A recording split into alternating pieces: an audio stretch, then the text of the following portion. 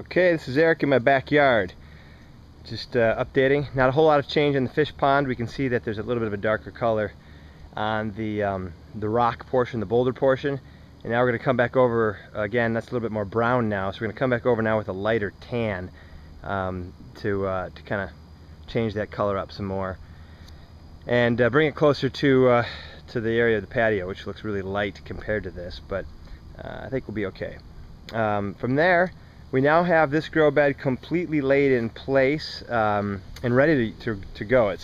It's watertight. So what we did is to set these in, we used a mortar of sorts, like a concrete mortar, just as you were using tile mortar, and we set the grow bed in place, and then came back through with a very fibrous concrete. That's a waterproof concrete. You can see this if we get real close here. We'll get you a nice image here. So you can see the little fibers in this concrete, and so it's very strong. It's waterproof. You know, basically this will hold water up to about so high here.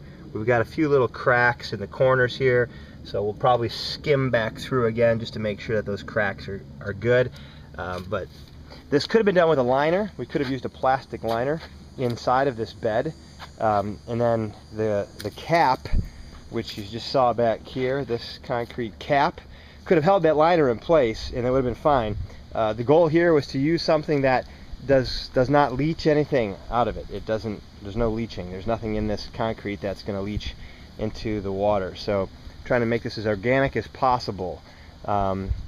We'll probably rinse it out really hard with the pressure washer to get the loose stuff off, and then clean that out before we get the plants in.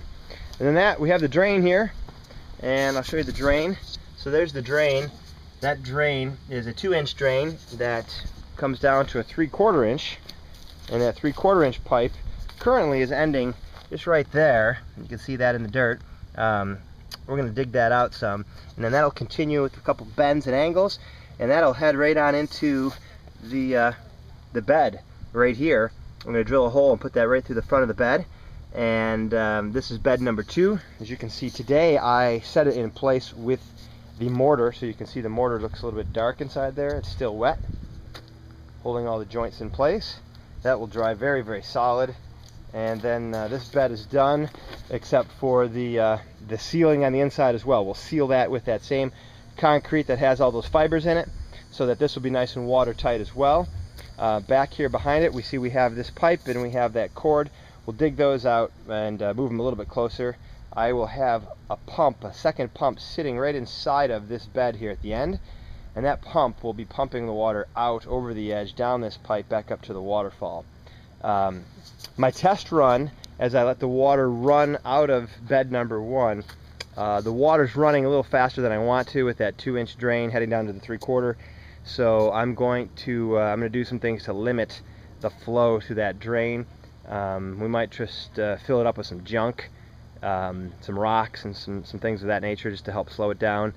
I could put a few filters on it, but I don't want the filtration to be so much that it filters any of the food. You know, we've got the waste from the fish, which we want to make sure makes it from here being used in this grow bed down to here being used in this grow bed. So we have to be careful about what we use to limit the flow of the pump. But there we are. We're getting pretty close to putting some rocks in this thing and letting it run, and just starting to get the ecology set, and then we'll get some fish in the pond here and we'll be good. Now, next step here too, just so you know, or final step, is going to be to stain all of these stones that are in the concrete forms here.